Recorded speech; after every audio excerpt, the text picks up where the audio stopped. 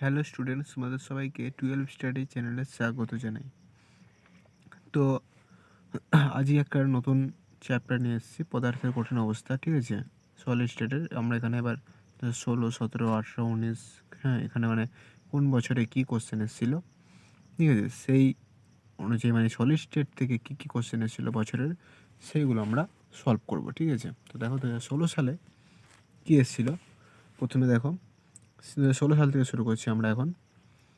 Silver পৃষ্ঠকেন্দ্রিক ঘনকাকার জালক রূপে কেলাসিত হয় যদি একক কোষটি কিনারা দৈর্ঘ্য 4.07 × 10⁻⁸ সেন্টিমিটার হয় এবং সিলভারের ঘনত্ব যদি 10.48 গ্রাম মিটার হয়, তবে সিলভারের আপেক্ষিক পারমাণবিক ভর নির্ণয় করো। বেশ, তো দেখো অঙ্কটা তাহলে কীভাবে হবে দেখো।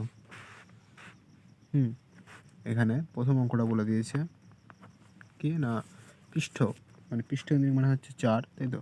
তাহলে পৃষ্ঠ কেন্দ্রিক, তাহলে বলে দিয়েছে এটা 4, তাই তো। পৃষ্ঠকেন্দ্রিক মানে এখানে বলেই দিয়েছে 4 এটা। আর বলে দিয়েছে এটা কিনারা দৈর্ঘ্য মানে এ হচ্ছে 4.07 × 10⁻⁸ সেন্টিমিটার। 4.07 × 10⁻⁸ সেন্টিমিটার। ওকে, বেশ। আর কি বলেছে, সিলভারের ঘনত্ব মানে রোটা বলে দিয়েছে 10.48 মিটার -3 হয়, তাহলে সিলভারের আপেক্ষিক পারমাণবিক ভর এম কত। তো আমরা সূত্র জানি যে rho equal to Z into M by N into A cube, তাই তো। যে Z into M by N into A cube. তাহলে আমরা এখানে এম বের করতে বলেছি, তাহলে আমি নিশ্চয়ই এমটা বের করব। তাহলে N into A cube into rho by, তাহলে কী পড়ে থাকবে নিচে, জেড পড়ে থাকবে, তাই তো। এবার এন এর মান আমরা জানি, বসিয়ে দাও, অঙ্কটা হয়ে যাবে 6.022 × 10⁻23 ইন্টু এ কিউ হচ্ছে কত, 4.07 × 10⁻⁸ হোল কিউ। আর হোল কিউ হয়ে যাচ্ছে, আর রোটা কত 10.48, বাস হয়ে গেল। ঠিক আছে, আর নিচে জেডের মান আমরা এখানে পেয়েছি 4, মানে পৃষ্ঠকেন্দ্রিক, এটাই জেডের মান। ঠিক আছে, তো এটা হচ্ছে 4, এখানে পাশে না হয় জেড লিখে দিচ্ছি। ঠিক আছে, এটা জেডের মান। তাহলে এটা হয়ে গেল বাই দিয়ে 4। এবার এটা তোমরা ক্যালকুলেশনটা করে নাও। ক্যালকুলেশন করলে বেরিয়ে পড়বে 106.7। ঠিক আছে, 106.7। তো তোমাদের 106.7 এটাই হবে অ্যান্সার। ঠিক আছে, 106.7 গ্রাম মোল ইনভার্স। ওকে, এটা হবে অ্যান্সার। ঠিক আছে, তো দেখো এবার নেক্সট 2 নম্বর অঙ্ক কী বলেছে। শর্টকি ত্রুটি কি একটি সরল ঘনকাকার জালকের ভরণ দক্ষতা মানে প্যাকিং দক্ষতা কত। তো দেখো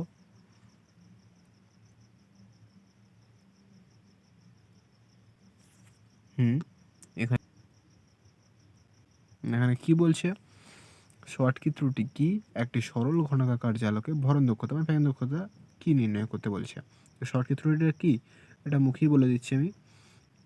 তোমরা নোট ডাউন করে নাও। না, কোনো কেলাসাকার আয়নীয় যৌগের কেলাস জালক থেকে সমসংখ্যক ক্যাটায়ন ও অ্যানায়ন নির্দিষ্ট হওয়ার ফলে উক্ত কেলাসে যে ত্রুটির সৃষ্টি হয় তাকেই শর্টকি ত্রুটি বলে।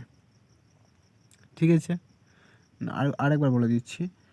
কোনো আয়নীয় কোনো কেলাসাকার আয়নীয় যৌগের কেলাস জালক থেকে সমসংখ্যক ক্যাটায়ন ও অ্যানায়ন নির্দিষ্ট হওয়ার ফলে উক্ত কেলাসে যে ত্রুটি সৃষ্টি হয় তাকেই শর্টকি ত্রুটি বলে।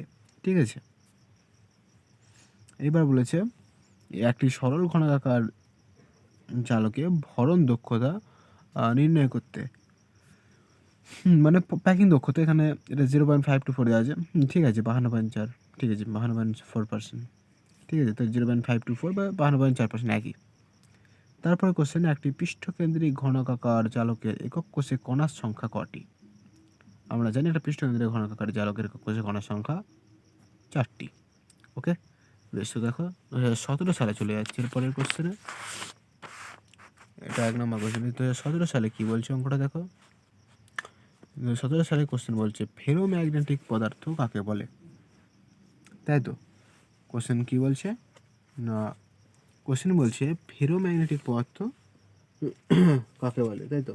তো আমরা জানি যে ফেরোম্যাগনেটিক পদার্থ হলো যেসব পদার্থ চুম্বক যেসব পদার্থ চুম্বক দ্বারা তীব্রভাবে আকৃষ্ট হয়, যেসব পদার্থ চুম্বক দ্বারা তীব্রভাবে আকৃষ্ট হয় এবং চুম্বক ক্ষেত্র প্রত্যাহার করে নিলেও পদার্থগুলির চুম্বকত্ব বজায় থাকে, তাদেরই ফেরোম্যাগনেটিক পদার্থ বলে। আরেকবার বলে দিচ্ছি, নোট ডাউন করে নাও।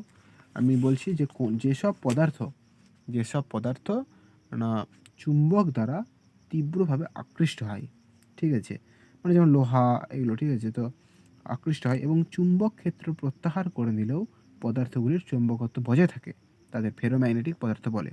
যেমন Fe, Ni, Co মানে লোহা, মানে আয়রন আর নিকেল, কোবাল্ট, ঠিক আছে, এসব। তো দেখো তাহলে এটা হলো। তারপরে বলেছে কেবিআর পৃষ্ঠকেন্দ্রিক ঘনকাকার ক্লাস FCC মানে এটা পৃষ্ঠকেন্দ্রিক, ঠিক আছে, তো রূপে ক্লাসিত হয়। কেবিআর ক্লাসের ঘনত্ব ও সংকেত ভর যথাক্রমে এত আর এত, আর কেবিআর ক্লাসে কে প্লাস আর বিআর মাইনাস আয়নের মধ্যে দূরত্ব। বেশ, দেখো তাহলে এই অঙ্কটাকে কীভাবে বের করা যায়। দেখো হচ্ছে 4-এর 2 নম্বর অঙ্ক, 2017 সালের এসেছিল এটা। বলেছে কেবিআর পৃষ্ঠকেন্দ্রিক ঘনকাকার, তাহলে পৃষ্ঠ মানে হচ্ছে পৃষ্ঠকেন্দ্রিক, আবার দিয়েছে পৃষ্ঠ মানে আমরা জানি 4, এটা হচ্ছে, ঠিক আছে। আর বলে দিয়েছে ক্লাসের ঘনত্ব মানে রোটা বলে দিয়েছে কত, 2.65 সেন্টিমিটার, সেন্টিমিটার, আচ্ছা। আর এবং বলে দিয়েছে ভর, সংকেত ভরটা বলে দিয়েছে কত না 100 না, এটা হচ্ছে কত, 119 গ্রাম গ্রাম না জি, একটা মোল ইনভার্স। ওকে, বেশ। কেবিআর ক্লাসে কে প্লাস আর বিআর মাইনাস আয়নের মধ্যের দূরত্ব নির্ণয় করতে বলেছে। দেখো তাহলে আমরা অঙ্কটা তাহলে করছি।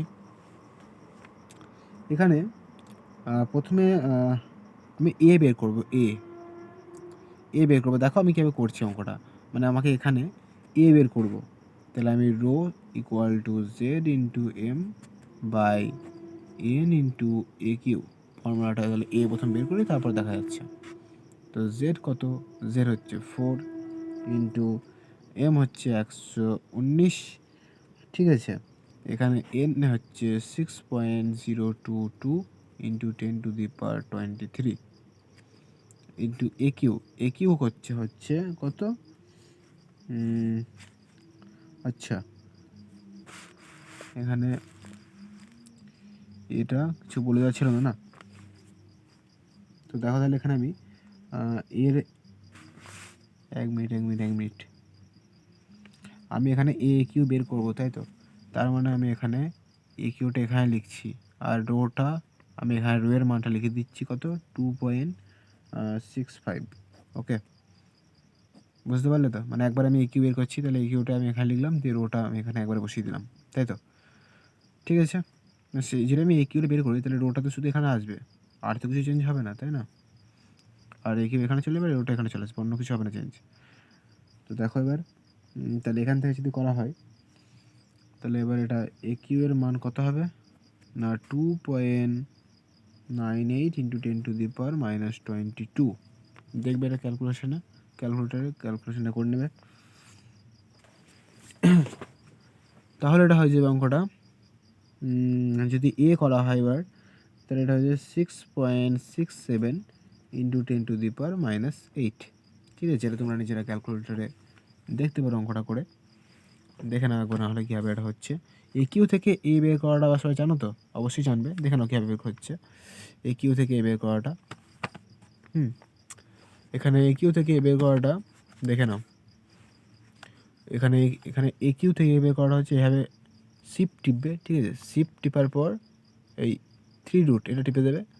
তারপর তোমরা ব্র্যাকেটের মধ্যে যেটা লিখবে সেটা বেরিয়ে যাবে। এখানে 2.98 2.98 আর 2.98 ইন্টু 10⁻22 ইন্টু আর 10⁻22 bracket close equal to 6.67 into 10⁻8 চলে এসছে। 6.67 ইন্টু 10⁻8। তাহলে বুঝতে পারলে এইভাবে কিন্তু এ কিউ থেকে কিন্তু এর মান বের করা হয়। তো চলো আবার চলে এসে অঙ্কে। এবার এখানে আমাকে কিন্তু এর মান বের করতে বলা হয়নি, এখানে বলেছে অঙ্কটা আরেকবার ভালো করে পড়ো। অঙ্কটা কী বলেছিল? অঙ্কটা বলেছিল আমাকে যে আয়নের এই কেবিআর ক্লাসে কে প্লাস এবং বিআর মাইনাস আয়নের মধ্যে দূরত্ব। তো দূরত্ব বের করতে গেলে তাহলে আমাকে এটাকে এর অর্ধেক করে দিতে হবে, অর্থাৎ a/2 করতে হবে। এইটা আমাকে চেয়েছে আসল কথা, a/2। ওই জন্য আমি এটা বের করলাম। এবার a/2 যদি করা হয় তাহলে এর মান হচ্ছে, আমি হাফটাও তুমি সামনে লিখে দিচ্ছি, ঠিক আছে। 1/2 ইন্টু এর মান কত 6.67 ইন্টু 10⁻8 বা একবার লিখতে হলে 6.67 10⁻8/2। এটা তাহলে ক্যালকুলেশনটা করলে হয়ে যাবে কত 3.35 অ্যামস্ট্রং, তাই তো 3.35 অ্যামস্ট্রং। বেশ চলে এলো, তাহলে এটাই হলো অ্যান্সার, ঠিক আছে। তাহলে বুঝতে পারলে অঙ্কটা তাহলে কীভাবে হলো। তো চলো চলে যাচ্ছি আমরা নেক্সট অঙ্কে। কী বলেছে অঙ্কটা দেখো, ঠিক আছে। নেক্সট অঙ্কটা তাহলে বুঝতে পারলে তো কীভাবে হলো।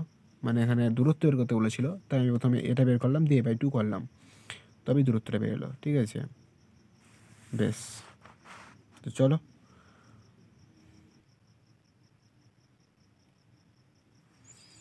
তো দেখো এখানে এরপরে নেক্সট অঙ্ক, তাহলে এটা বুঝতে পারলে তো অঙ্কটা 3.35 অ্যামস্ট্রং হলো। তো দেখো এবার নেক্সট অঙ্কটা কী বলেছে, বলে দিয়েছে আয়নীয় ক্লাসে কোন ধরনের ত্রুটি ঘনত্বের পরিবর্তন ঘটায় না। আয়নীয় ক্লাসে কোন ধরনের ত্রুটি ঘনত্বের পরিবর্তন ঘটায় না, তাই তো। আমরা জানি যে আয়নীয় ক্লাসে কোন ধরনের ত্রুটি, 1 মিনিট, এখানে বলেছে আয়নীয় ক্লাসে কোন ধরনের ত্রুটি ঘনত্বের পরিবর্তন ঘটায় না, তাই তো। তো এখানে যেটা বলেছে সেটা হচ্ছে কোন ধরনের ত্রুটি এখানে আয়নীয় ক্লাসে কোন ধরনের ত্রুটি ঘনত্বের পরিবর্তন ঘটায় না, তাই তো। এটা হচ্ছে ফ্রেঙ্কেল ত্রুটি। আয়নীয় ক্লাসে ফ্রেঙ্কেল ত্রুটি ঘনত্বের পরিবর্তন ঘটায় না, ঠিক আছে। তো তারপরে বলেছে এক্স 5 দিয়ে বলছে এক্স মৌলের পারমাণবিক ভর হচ্ছে 60 গ্রাম মোল ইনভার্স, ঠিক আছে। 60 গ্রাম মোল ইনভার্স, ঠিক আছে। তো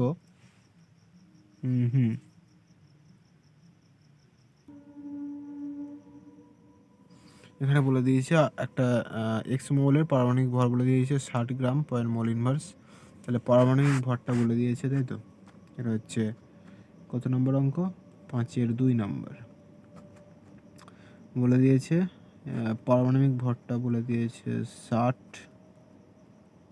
ইনভার্স, এবং ঘনত্ব বলে দিয়েছে রো বলে দিয়েছে 6.23 সেমি মানে এর একক ক্লাসে কিনারা দৈর্ঘ্য, মানে এটাও বলে দিয়েছে 400 পিকোমিটার। আচ্ছা 1 পিকোমিটার সমান 10⁻10 সেন্টিমিটার, তাই তো। তাহলে এটা 400 ইন্টু 10⁻10 সেন্টিমিটার একবার লিখে দিলাম। আর একক ঘনাকার কোষটি কোন প্রকারের শনাক্ত করতে বলেছে। আচ্ছা মানে আমাকে জেডটা বের করতে হবে, তবেই তো বুঝতে পারবো জেডের মান যেটা বেরোবে। যদি 1 বেরোয় তাহলে সেটা সরল, 2 বেরোলে সেটা দেহ, 4 বেরোলে পৃষ্ঠ, আর 2 বেরোলে আবার প্রান্ত। তাই দরকার নেই প্রান্তটা, মানে সরল দেহ পৃষ্ঠ, ঠিক আছে। এটাই মনে রাখলেই হবে 1 2 4। বেশ, তো এখানে তাহলে এটি ক্লাসে কিনারা দৈর্ঘ্য 400 পিকোমিটার এবং একক ঘনাকার কোষটি কোন প্রকারের শনাক্ত করো এবং এক্স মৌলের পরমাণুর ব্যাসার্ধ নির্ণয় করতে বলেছে। তো চলো অঙ্কটা তাহলে শুরু করো। দেখো তাহলে কী বের করতে বলেছে, কোন প্রকারের, মানে এখানে জেড নির্ণয় করতে বলছে আর আরটা নির্ণয় করতে বলছে, তাই তো। দেখো এই অঙ্ক আমি টুকে নিয়েছি পাশে। দেখো তাহলে এবার জেড যদি নির্ণয় করতে বলে, প্রথমে আরটা নির্ণয় করতে বলছে, তো আমি আরটা ফর্ম করে নির্ণয় করি এখানে। এখানে আচ্ছা, আর নির্ণয় এখানে হবে না, প্রথমে আমাকে জেডটা বের করতে হবে। তাহলে রো ইকুয়াল টু মিট, এটা হচ্ছে সাধ্য, বেশ ঠিক আছে। দেখো rho equal to Z into M by N into A cube, ঠিক আছে। তাহলে জেড নির্ণয় করতে, Z equal to N into A cube into rho by M. তাহলে এন হচ্ছে কত, 6.022 ইন্টু 10⁻23। এ কিউ কত, 400 into 10⁻−10 whole cube into into rho কত, রো হচ্ছে 6.23, তাই তো। হ্যাঁ 6.23 রো। বেশ। আর এম কত, এম হচ্ছে 60। বেশ, ইকুয়াল টু, এটা তাহলে ক্যালকুলেশন করে নাও, ক্যালকুলেশন করলে বেরিয়ে যাবে দেখবে 4। তাহলে যেহেতু 4 বেরিয়ে গেল, তাহলে আমরা নিশ্চয়ই বলতে পারি এটা যে 4 হয় কার ক্ষেত্রে, সরল দেহ পৃষ্ঠর ক্ষেত্রে। তাহলে পৃষ্ঠ, তাহলে এটা পৃষ্ঠ, তাহলে প্রমাণিত হয়ে গেল। এখানে সেটাই বলেছিল, এখানে কি বলেছিল যে কোন প্রকারের কোষ একক ঘনাকার কোষ সেটা শনাক্ত করতে, তাহলে এটা পৃষ্ঠ কেন্দ্রিক, প্রমাণিত হয়ে গেল পৃষ্ঠ কেন্দ্রিক। এবার পৃষ্ঠ কেন্দ্রিক বেরিয়ে গিয়েছে, তখন আমি বুঝতে পেরে যাচ্ছি জেড 4, আর জেড যেহেতু 4 বেরিয়ে গিয়েছে, তাহলে আমি নিশ্চয়ই এবার 8টা বের করতে পারবো। তাহলে পৃষ্ঠের ক্ষেত্রে সূত্র কি হয়, সরল দেহ পৃষ্ঠ, তাহলে 4r ইকুয়াল টু a√2। তাহলে আর বের করতে বলছে, তাহলে আর ইকুয়াল টু a√2/4। এবার এ, তাহলে 400√2/4। তাহলে 400√2/4 করলে কত হয়, 400√2 ভাজিত 4 করলে হয়ে যায়, এখানে 400√2 ভাজিত 4 করলে কত হয়ে যায়, এখানে হয়ে যায় 100, এখানে এটা হয়ে যায় 141.4, ঠিক আছে, 141.4 পিকোমিটার। ওকে, এইটা হয় 141.4 পিকোমিটার, ঠিক আছে। দেখা ভালো করে দেখতে পাচ্ছ কিনা, বেশ।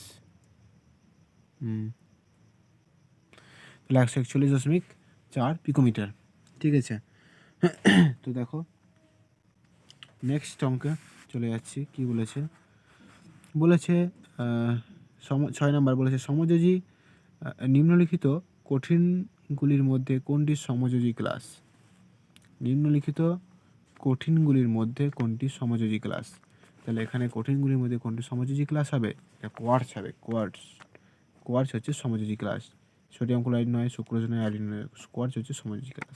বেশ, নেক্সট বলেছে 2018 সালে চলে যাচ্ছে, বলছে NaCl ক্লাস জালকে একটি Na+ আয়নকে বেষ্টন করে উপস্থিত Cl- আয়নের সংখ্যা কী হয়, এটা 6টি হয়, ঠিক আছে, 6টি।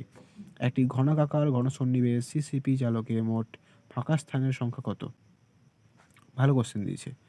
একটি ঘনকাকার ঘনসন্নিবেশ জালকে মোট ফাঁকা স্থানের সংখ্যা কত। তাহলে এখানে বলে দিয়েছে যে একটি ঘনকাকার ঘনসন্নিবেশ জালকে মোট ফাঁকা স্থানের সংখ্যা কত, তাই তো।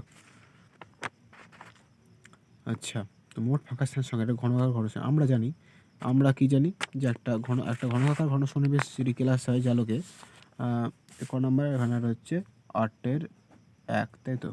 আমরা জানি যে একটা ঘনকাকার ঘনসন্নিবেশ জালক হলে সেটার মধ্যে দুটো ভাগ থাকে, সেটা হচ্ছে এক অষ্টতলকীয় ভাগ আর একটা চতুষ্তলকীয় ভাগ। এবার অষ্টতলকীয় ভাগের সংখ্যা যদি মানে অষ্টতলকীয় ভাগের সংখ্যা যা হবে, ঠিক আছে, ভালো করে কথাগুলো শুনবে কিন্তু। এখানে আমি বলছি যে অষ্টতলকীয় ভাগ আর চতুষ্তলকীয় ভাগ থাকে, ঠিক আছে। তো এই অষ্টতলকীয় ভাগ যা হবে, তো চতুষ্তলকীয় ভাগ তার দ্বিগুণ হবে।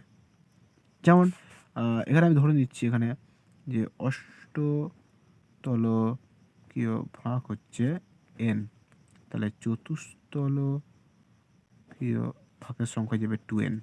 এবার এখানে বলেছে অঙ্কনের ক্ষেত্রে যে মোট ফাঁকা স্থানের সংখ্যা, তাহলে নিশ্চয়ই এখানে মোট যদি আমাকে এখানে মোট ফাঁকা স্থানের সংখ্যা বের করতে বলে, তাহলে আমাকে নিশ্চয়ই n+2n করতে হবে। তাহলে এটা হয়ে যাচ্ছে 3n, অর্থাৎ 3n অ্যান্সার। ওকে, তো চলো নেক্সট চলে যাচ্ছি আমরা। ওকে, তাহলে এর অ্যান্সার তাহলে কত হলো? 3n। এগুলো বুঝবে আমি কি বলছি। বেশ, চলো বলছে 9-এর 1 নাম্বার বলেছে। 9 নাম্বার অঙ্ক, সরি 8-এর 2-এরটা না, ধাতব সোনা AU, ঠিক আছে, ধাতব সোনা AU পৃষ্ঠকেন্দ্রিক ঘনাকার ক্লাস FCC রূপে ক্লাসিত হয়। 2.0 গ্রাম সোনায় একক কোষের সংখ্যা কত? দেখো বলে দিয়েছি AUটা 197। তো দেখো, ধাতব সোনা AU পৃষ্ঠকেন্দ্রিক ঘনাকার ক্লাস FCC রূপে ক্লাসিত হয়, তাই তো? আচ্ছা, 2.0 গ্রাম সোনায় কত একক কোষের সংখ্যা আছে? একক কোষের সংখ্যা নির্ণয় করতে বলেছে, তাই তো? তাহলে 8-এর 2 নম্বর অঙ্ক দেখো কি বলেছে।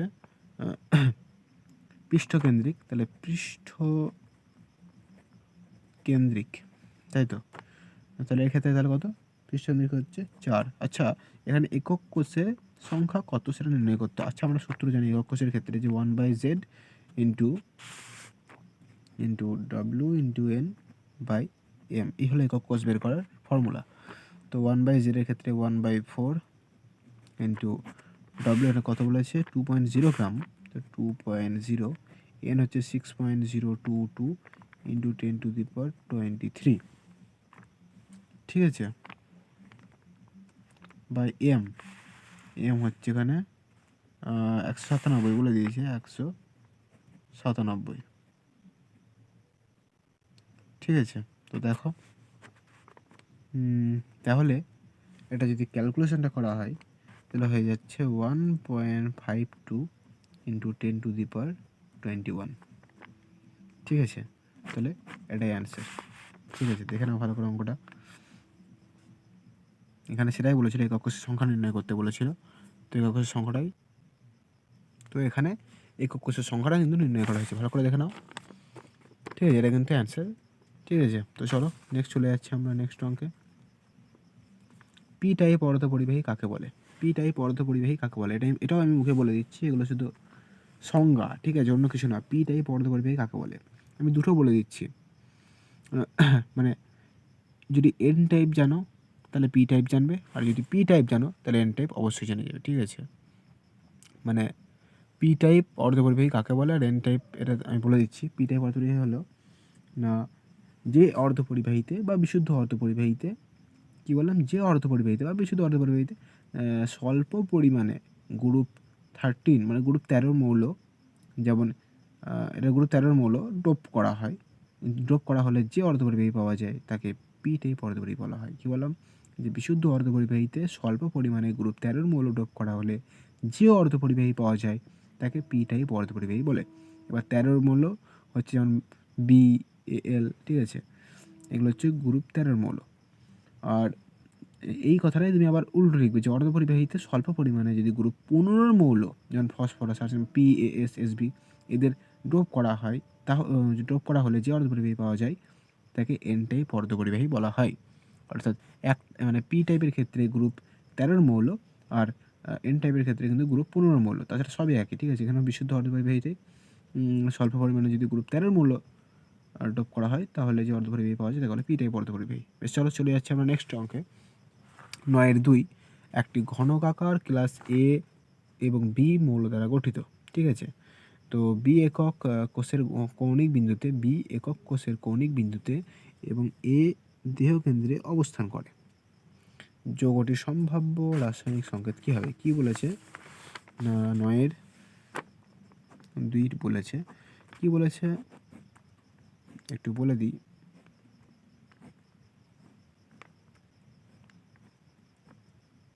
ঠিক আছে, এখানে বলে দিয়েছে যে, কি বলে দিয়েছে, হ্যাঁ, বি একক কোষের কৌণিক বিন্দুতে, ঠিক আছে, কটা, 1টা 2টো 3টে 4টে 5টা 6টা 7টা 8টা, তাহলে বি বলে দিল কৌণিক মানে 8টা, তাহলে 8 ইন্টু 1/8, তাহলে কত হয়ে গেল? 1, তাই তো 1 হয়ে গেল।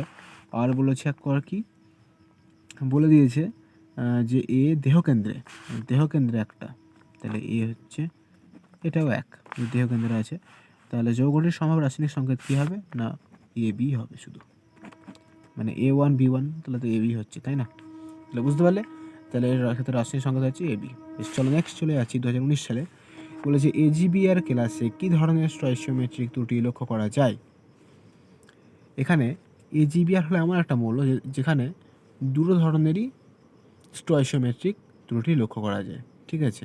AGBRই হলো এমন একটা ক্লাস যার ক্ষেত্রে মানে শর্টকি ত্রুটি এবং ফ্রেঙ্কেল ত্রুটি দুই ধরনের স্টয়চিওমেট্রিক ত্রুটি লক্ষ্য করা যায়। বেশ, তো চলে যাচ্ছি আমরা নেক্সট অঙ্কে। বলছে ক্রোমিয়াম পারমাণবিক ভর হচ্ছে 52, ধাতুর কেলাসনে দেহকেন্দ্রিক ঘনাকার ল্যাটিস গঠিত হয়। আমি অঙ্কটা ধীরে ধীরে একে একে করছি। বলে দিয়েছি কি 10-2 কী বলেছে, পারমাণবিক ভর বলে দিয়েছে 52, মানে এম বলে দিয়েছে 52, আর বলেছে এটা দেহকেন্দ্রিক, অর্থাৎ দেহ মানে সরল দেহ মানে 2, আর মানে জেডটা বলে দিল 2, আর বলেছে ঘনাকার ল্যাটিস ক্রোমিয়াম পরমাণুর ব্যাসার্ধ মানে আর বলে দিয়েছে 124.3 পিকোমিটার। আচ্ছা পিকোমিটার আছে, তাহলে এটাকে আমি কত করবো, এটা পিকোমিটার থেকে আমি সেন্টিমিটার নিয়ে যাচ্ছি, ঠিক আছে? তাহলে এটাকে যদি সেন্টিমিটারে নিয়ে যাই তাহলে 124.3 × 10⁻⁻10 সেন্টিমিটার, ঠিক আছে? এবার বলেছে তবে ক্রোমিয়াম ধাতুর ঘনত্ব নির্ণয় মানে রো নির্ণয় করতে বলছে, ঠিক আছে? অঙ্কটা দেখো, এবার রোটা নির্ণয় করতে বলছে, দেখো এবার অঙ্ক এই হলো, অঙ্ক দিয়েছে। তো আমরা এবার অঙ্ক বসাবো, সূত্র হয়ে যাবে rho equal to Z into M by N into A cube. তাহলে জেড কত, জেড হলো 2, এম কত, এম হলো 52, এন হলো 6.022 ইন্টু 10⁻23, আর এ কিউ হলো কত, আচ্ছা এ কিউটা বের করা হয়নি না, তো চলো তাহলে এ কিউটা এখানে বের করে নেওয়া যাক।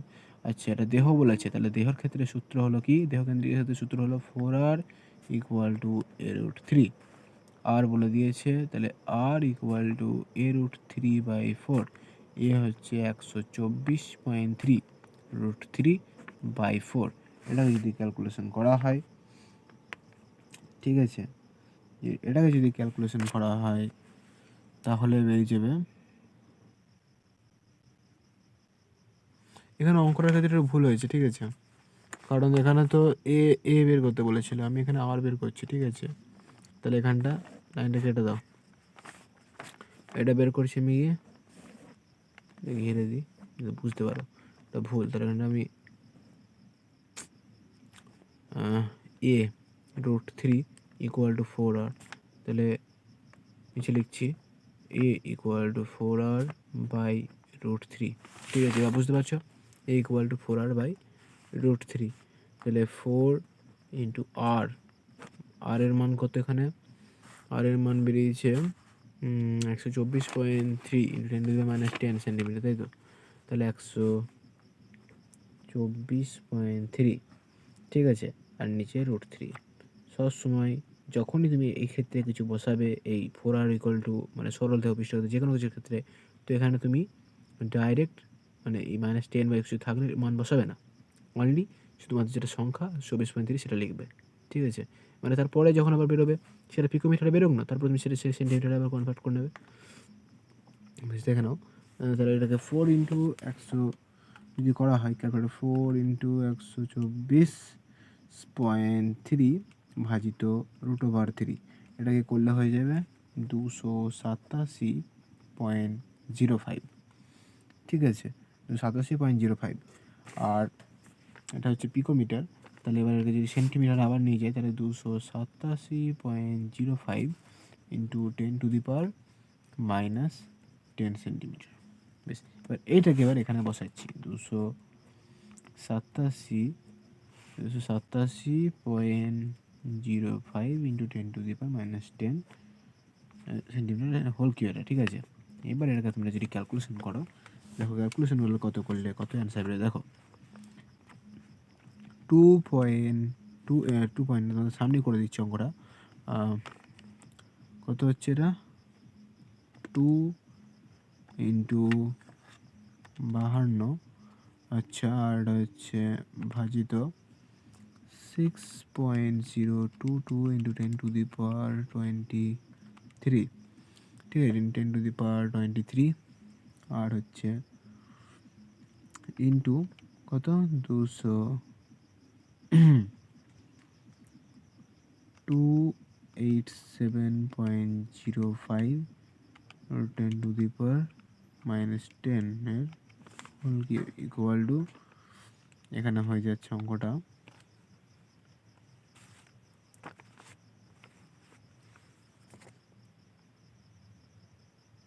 এই দেখো।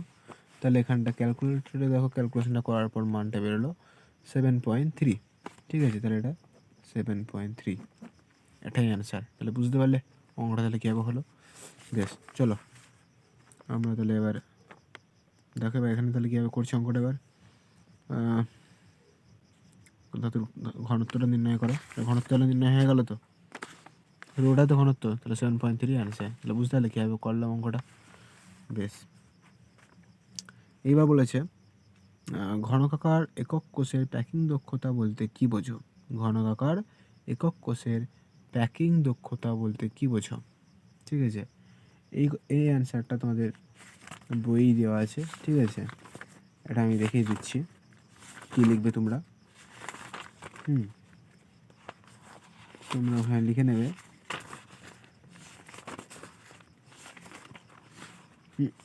এইটা লিখবে যে সরল কোনো একক কোষের মোট আয়তনে যত ভগ্নাংশ বা যতটা আয়তনে কোষের কণা বা কণাগুলো দ্বারা অধিকৃত থাকে তাকে ওই একক কোষেরই প্যাকিং দক্ষতা বলা হয়, বা ঘনাকার একক কোষের প্যাকিং দক্ষতা বলা হয়। মানে সে যতটা আয়তন মানে সে ঘিরে রয়েছে তাকে সেটাকে একক কোষের প্যাকিং দক্ষতা বলা হয় এক কথায়, ঠিক আছে। তো তোমরা এটা লিখে নেবে। এবার চলে যাচ্ছি আমরা 2019 হলো, এবার আমরা চলে যাব দেখো 2022-এর কি বলেছে না, 22-এ না, তার আগে কিছু কোশ্চেন আছে বা দেওয়া গেছে। 11-2 নাম্বার কোশ্চেন বলছে পৃষ্ঠকেন্দ্রিক ঘনাকার একক কোষের প্যাকিং দক্ষতা নির্ণয় করো, ঠিক আছে। এটা হচ্ছে 0.74 মানে 74%, ঠিক আছে। 74%। তারপরে বলছে কোন পদার্থটি চৌম্বক ক্ষেত্র দ্বারা তীব্রভাবে আকৃষ্ট হয়। এটা হচ্ছে ফেরোম্যাগনেটিক। এখনই বললাম যে মানে চৌম্বক ক্ষেত্র দ্বারা তীব্রভাবে আকৃষ্ট হয় ফেরোম্যাগনেটিক। আর 2020-21 সালে পরীক্ষা হয়নি তো এটা দেওয়া নেই। 2022 সালটা দেখো, একটি কঠিন ধাতুর পারমাণবিক ভর বলে দিয়েছে 52। একটি কঠিন ধাতুর, দেখো 13 নম্বর অঙ্ক, একটি কঠিন ধাতুর পারমাণবিক ভর বলে দিয়েছে 52, অর্থাৎ এমটা বলে দিয়েছে কত 52 বলে দিয়েছে, ঠিক আছে। বেশ, তো আগেই বলে দিয়েছে এটা 52। এবার আর কি বলে দিয়েছে না, কি দেহ হলে দেহটাও বলে দিয়েছে দেহকেন্দ্রিক, তাহলে এটা হচ্ছে 2, দেহকেন্দ্রিক হলে 2 হয়ে যাবে। আর ঘনাকার একক কোষের দৈর্ঘ্য বাহুর দৈর্ঘ্য মানে এটা বলে দিয়েছে 287 পিকোমিটার, তাই তো। তাহলে পিকোমিটার থেকে যদি সেন্টিমিটার না হয় যে 287 ইন্টু 10⁻−10 সেন্টিমিটার, তাই তো। বেশ,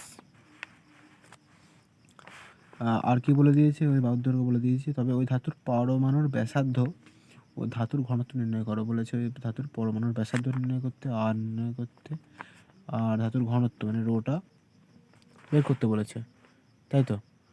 আর বের করতে বলেছে আর রো বের করতে বলেছে। তো দেখো তাহলে রো আর তাহলে কীভাবে বের করা যাবে। এখানে রোটার আটটা, তাই তো। যেহেতু এখানে বলে দিয়েছে যে দেহ 2, তাহলে আমরা নিশ্চয়ই সূত্র জানি যে 4r = a√3, a√3। তাহলে এখান থেকে আর বের করতে পারবো, r = a√3/4। তাহলে এর মানটা 278, তাই তো। 278 √3। আমি কেন লিখলাম না, যে বলেছি যখনই তুমি এরকম কিছু মানে সরলের বা সরল দেহ বা পৃষ্ঠর কোনো এরকম কোনো সূত্র বের করবে, সঙ্গে সঙ্গে সেখানে আর এটা লিখবে না। তারপরে তুমি যেটা মান বেরোবে সেটা ক্ষেত্রে তুমি অনেক করে নিতে পারো। 278/3/4, তাহলে এটাকে নিশ্চয়ই ক্যালকুলেশন করলে বেরিয়ে যাবে। দেখো কত বেরিয়ে যাবে, এটা হয়ে যাবে 278, দেখি একবার 2/3/4, তাহলে এটা হয়ে যাচ্ছে হ্যাঁ √3/4 120.37, ঠিক আছে 120.37, ঠিক আছে। তো দেখো এবার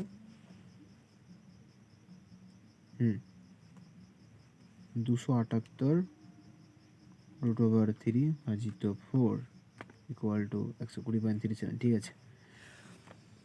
ঠিক আছে, এবার এটাকে আর এর মান বেরোলো, ঠিক আছে 120.37।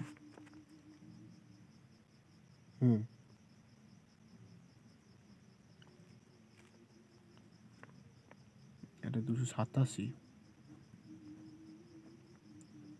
ঠিক আছে এটা 287। এবার দেখা যাক, 287/3/4, তাহলে এটা হয়ে যাচ্ছে 124.27, এটাই অ্যান্সার, ঠিক আছে 124.27। আসলে এখানে একটু মিস্টেক হয়ে গিয়েছিল। বেশ চলো, তাহলে এটা আর বেরিয়ে গেল। এবার রোটা বের করতে গেলে রো ইকুয়াল টু আমরা জানি যে Z into M by N into A cube. তাহলে জেড হচ্ছে কত 2, এম হচ্ছে কত 52, এন হচ্ছে 6.022 ইন্টু 10⁻23, আর এ কিউ হয়ে যাচ্ছে 287 ইন্টু 10⁻−10 হোল কিউব, ঠিক আছে। তাহলে এখান থেকে যদি এটা করা হয় তাহলে ক্যালকুলেশনটা করলে এখানে হয়ে যাবে, দেখা যায় এখানে কি বলেছে অঙ্কটা, ধাতুর ঘনত্ব নির্ণয়। তাহলে এটা 2 ইন্টু এটা করলে হয়ে যাবে 4.08। এরকম একটা, এখানে একটা জিনিস শুধু মিস্টেক হয়ে গিয়েছিল, এখানে 10⁻−12টা, ঠিক আছে এখানে 10⁻−12, ক্যামেরাটা ডিস্টার্ব করছে বেশ, ঠিক আছে। তো পিকোমিটার থেকে আমি কিন্তু এখানে 10⁻−12 মিটার নিয়ে এলাম, প্রথমে সেন্টিমিটারটা কেটে দিলাম, মিটারে নিয়ে এলাম, ঠিক আছে। মিটার ধরে কিন্তু অঙ্কটা কিন্তু যেহেতু করছি তোমাদের বইয়ে, তাহলে মিটার ধরে আমি করব। তো যদি এখানে মিটার ধরে করা হয় তাহলে কিন্তু অঙ্কটা এক্স্যাক্ট মিলে যাচ্ছে, ঠিক আছে। তাহলে আমি এখানে কিন্তু 10⁻−12 মিটার, পিকোমিটার থেকে সেন্টিমিটার না মিটারে করবো, তাহলে মিটারে করলে কিন্তু অ্যান্সার মিলে যাবে। বেশ, তো চলে যাচ্ছি আমরা নেক্সট। বলছে যে চুম্বক পদার্থকে স্থায়ী চুম্বকে পরিণত করা হয় সেটা হচ্ছে ফেরোম্যাগনেটিক পদার্থ। বেশ, একটি ঘনাকার ঘন সন্নিবেশে একক কোষের সংখ্যা n হলে ওই ঘন সন্নিবেশে চতুষ্ফলকের ভাগের সংখ্যা কত হবে? আচ্ছা, আমরা জানি যে এই ধরনের যদি কোনো রকমের এ ধরনের যদি কোনো কোষ হয় তাহলে সংখ্যা হয় কত 2, মানে 2, তাই তো মানে এখানে আমরা জানি যে এখানে কণাগুলি 4 দ্বারা গঠিত, ঠিক আছে। তাহলে এখানে যেহেতু যদি এখানে কোষের সংখ্যা n দিয়েছে, তাহলে এখানে নিশ্চয়ই 4n দ্বারা গঠিত হবে, তাই তো 4n। এবার আমরা জানি যে চতুষ্ফলকের খাতের মানে ফাঁকের ক্ষেত্রে হয় কি না, চতুষ্ফলকের ফাঁকের ক্ষেত্রে যেটা হবে সেটা দ্বিগুণ হয়, অর্থাৎ 4n × 2, ঠিক আছে 4n × 2 যেটা হবে 4n যদি হলো মানে প্রথমে 4, তাহলে n আছে, তাহলে 4n × যদি 2 যদি গুণ করা হয় তাহলে এটা হয়ে যাচ্ছে 8n। তাহলে দেখো 8nটাতে আমাদের অ্যান্সার আছে, ঠিক আছে। তো দেখো তাহলে আজকে পদার্থের সলিড স্টেট মানে পদার্থের কঠিন অবস্থাটা কিন্তু পুরো 2016 মানে চ্যাপ্টার ওয়াইজ কিন্তু ধীরে ধীরে 2016, 17, 18, 19 কী হবে ওখানে বছরে কোন কোন কোশ্চেনগুলো এসেছিলো সেগুলো সারা হলো, ঠিক আছে। তো দেখা হচ্ছে নেক্সট ভিডিওতে একটা নতুন চ্যাপ্টার নিয়ে। এইভাবেই আমাদের সঙ্গে থাকার জন্য অসংখ্য ধন্যবাদ, ঠিক আছে। আর যদি নতুন হয়ে থাকো চ্যানেলে তো সাবস্ক্রাইব করে দিও, পাশে থাকা বেল আইকনটা দাবিয়ে দিও, যাতে নতুন কোনো ভিডিও আপলোড করলে সর্বপ্রথম তোমার কাছে ভিডিওটি পৌঁছে যায়। তো দেখা হচ্ছে নেক্সট ভিডিওতে। আর চ্যানেলটি সাবস্ক্রাইব করে নিও, হ্যাঁ, আর পাশে থাকা লাইকটি ট্যাপ করে দিও। Have a nice day, thank you.